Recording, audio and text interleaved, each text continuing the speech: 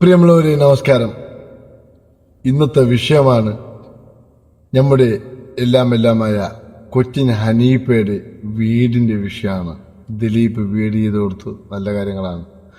കൊച്ചിൻ ഹനീഫ എന്നുള്ള കൊച്ചിൻ ഹനീഫിക്കനെ ഒരു ദിവസം മാത്രമേ ഞാൻ കണ്ടിട്ടുള്ളൂ. 2009 സെപ്റ്റംബർ മാസത്തിലാണ് ഞാൻ SLC കഴിഞ്ഞ് വീട്ടിൽ നിന്ന് പിണങ്ങിയിട്ട് ഇങ്ങനെ വഴക്കുണ്ടായിട്ട് ഞാൻ തിരുവനന്തപുരത്തേക്ക് പോയി. അവിടെ ഇങ്ങനെ ഒരുപാട് കൂട്ടുകാരൊക്കെ ഉണ്ട്, ഇങ്ങനെ ജോലി അന്വേഷിച്ചുകൊണ്ടുണ്ട്. ആ സമയത്ത് ഗാന്ധി പാർക്ക് എന്നുള്ള സ്ഥലത്ത് വെച്ചിട്ട് ഹനീഫിക്കനെ കാണുന്നു. ആ സമയത്ത് ഇങ്ങനെ നോക്കുമ്പോഴത്തേക്ക് ഹനീഫിക്ക. അപ്പോൾ കൊച്ചിൻ ഹനീഫാന് ഭയങ്കര ഫേമസ് നടനാണ്. മറ്റൊരു കൂട്ടുകാരുണ്ട്, ഇയാളൊരു BJP കാരനുണ്ട്. ഒരു ഓറഞ്ച് ഷർട്ടും ഒരു ഗ്രേ കളർ പാൻറ്റും ഒരു നല്ല കന്നഡം വെച്ച് മുടിയൊക്കെ വാച്ചിങ്ങനെ ഇരിക്കുന്നുണ്ട്. ഞാൻ പോയി സംസാരിച്ചു, കൊച്ചിൻ ഹനീഫ അല്ലേന്ന്. ആ സമയത്ത് ഞങ്ങളുടെ നാട്ടിലൊക്കെ പറയുന്നത് കൊച്ചിൻ ഹനീഫ എന്നാണ് പറയുന്നത്. ഞാൻ പറഞ്ഞു കൊച്ചിൻ ഹനീഫ അല്ലേന്ന്. അല്ല, കൊച്ചിൻ ഹനീഫയാണെന്ന് പറഞ്ഞു. ഞാൻ പറഞ്ഞു ഞാൻ സിനിമ ഒക്കെ കാണുന്നുണ്ട്, ഞാൻ ജോലിക്കയച്ച് വന്നതാണെന്നൊക്കെ പറഞ്ഞു.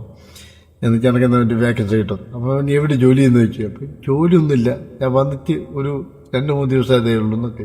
എൻ്റെ വീട്ടിൽ നിന്ന് വന്നതെന്നൊക്കെ ചീത്ത ചെറുപ്പത്തിൽ നിന്ന് വന്നതാണ്. ആ സമയത്ത് അവർക്കൊരു 10-15 ദിവസമേ ഉള്ളൂ.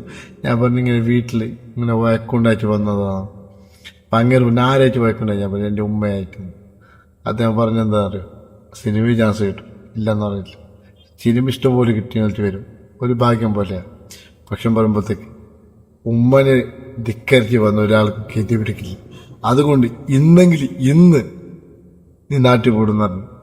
എന്നിട്ട് ഒരു 200 രൂപീസ്, അന്ന് 200 രൂപീസ് ഭയങ്കര വിലയാണ്, ഏകദേശം ഇന്നത്തെ 2000 ഈ പൈസ പിടിച്ചോ, ഇപ്പം എത്രയും പെട്ടെന്ന് വണ്ടി കയറിക്കോ, പെട്ടെന്ന് വിട്ടേക്കെന്ന് പറഞ്ഞു. എന്നിട്ട് എനിക്കൊരു നമ്പർ തന്നിരുന്നു, ഒരു 9446 എന്നുള്ളൊരു നമ്പർ. ആ സമയത്ത് എൻ്റെ മൊബൈലൊന്നുമില്ല, മൊബൈലൊക്കെ ഇല്ലാത്തൊരു സമയം. അങ്ങനെ ഗാന്ധി പാർക്കിന് അവിടെ ഇതൊരു ജ്യൂസ് കാർഡ് ഞാനിങ്ങനെ എഴുതിയെടുത്തു, ആ നമ്പർ കാണാതായിപ്പോയി. അങ്ങനെ ഞാൻ വീണ്ടും നാട്ടിൽ പോയി കുറേ കൂട്ടുകാരിലൊക്കെ പറയും കൊച്ചിൻ ഹനീഫിനെ കണ്ടു, ഇങ്ങനെ സംഭവമൊക്കെ പറഞ്ഞു. ആ സമയത്ത് വിശ്വസിച്ചില്ല, ഇന്നും വിശ്വസിക്കില്ല ആൾക്കാർ. ആ മുഖം എനിക്കൊരിക്കലും മറക്കുന്നില്ല.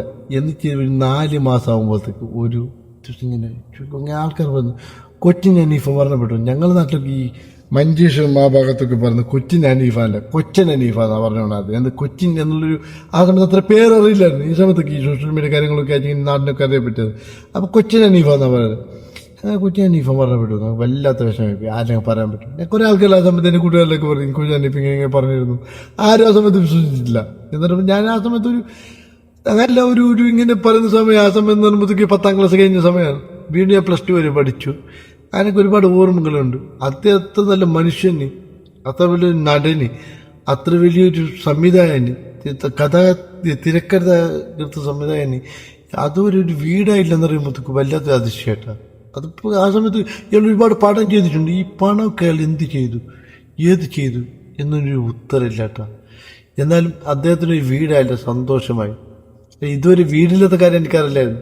ഇന്നത്തെ സിറ്റുവേഷനിൽ ഞാൻ ദുബായിൽ ബിസിനസ് കാര്യങ്ങളൊക്കെ ആയിട്ട് പോകുന്നു, ഇതുവരെ എനിക്കറിയില്ലായിരുന്നു. ഇല്ലെങ്കിൽ എങ്ങനെ ഞാനൊരു വീട് മേടിച്ചു കൊടുത്തന്നെ. അദ്ദേഹം എന്ന് പറയുമ്പോഴത്തേക്ക് എനിക്കൊരു 200 രൂപീസ് തന്നെങ്കിൽ അയാൾക്ക് പോയത് 1 രൂപീസായിരിക്കും. എനിക്ക് കിട്ടിയത് ഒരു പുതിയ ജീവിതമായിരുന്നു. അന്ന് മുതൽ ഒരു പോരാട്ടമായിരുന്നു, എന്തെങ്കിലും ആവണം. അങ്ങനെ ദുബായിലും വന്നു, ഒരുപാട് ജോലിയും ചെയ്തു, ബിസിനസ്സും ചെയ്തു. തളരാതെ പിടിച്ച ഒരു 2-3 ക്ലാസ് തന്നായിരുന്നു എനിക്ക്. എന്നാലും എൻ്റെ ബ്ലോഗ് നിർത്തുന്നു. നന്ദി, നമസ്കാരം.